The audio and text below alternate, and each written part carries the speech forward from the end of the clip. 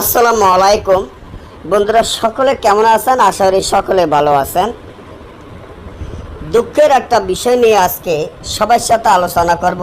এমন একটি তাবিজ নিয়ে উপস্থিত হলাম, যেটা অনেকের কাজে লাগবে, আবার অনেকের নাও লাগতে পারে। মহব্বতে অস্থির করা তাবিজ। মহব্বতে অস্থির করা তাবিজ।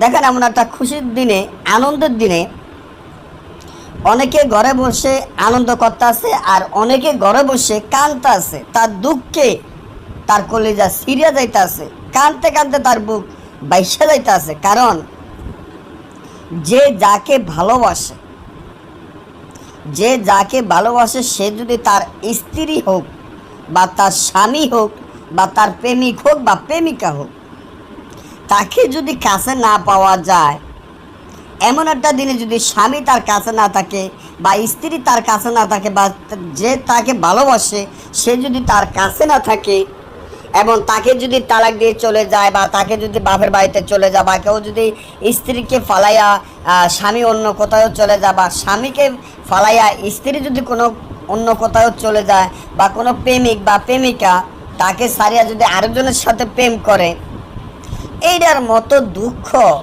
কষ্ট আর কিচ্ছু নাই দুনিয়াতে। একটা জিনিস মনে রাখবেন, আপনার যদি কোনো আত্মীয় স্বজন বা আপনার বোন বা কেউ যদি মরে যায়, ওই আঘাতটা সহ্য করা যায়। আর আপনার ভালোবাসার মানুষ, আপনি যাকে ভালোবাসেন, সে যদি আপনার থেকে হারিয়ে যায় বা অন্য আরেকজনের সাথে প্রেম করে, এটা আপনি কোনোদিনও বলতে পারবেন না। আপনার চোখের সামনে সবসময় ভাসবে।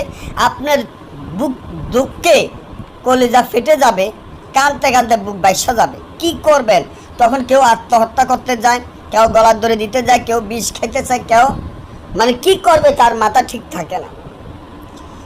সেই ভাই ও বোনেদেরকে বলবো, আপনাদের ছোট ভাই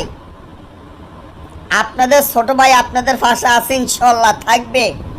যে নকশারে দিলাম ব্যবহার করেন, না বুঝলে তো আমি আসি। আমি ভাই আপনাদের পাশে আসি, ইনশাল্লাহ থাকবো। এই তাবিজটি লেখিয়া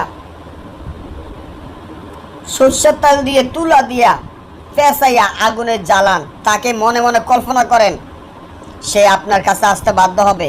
না বুঝলে বা আমার থেকে কাজ করিয়া নিতে চাইলে স্ক্রিনে দেওয়া নম্বরে যোগাযোগ করবেন। ভালো থাকবেন। আজকে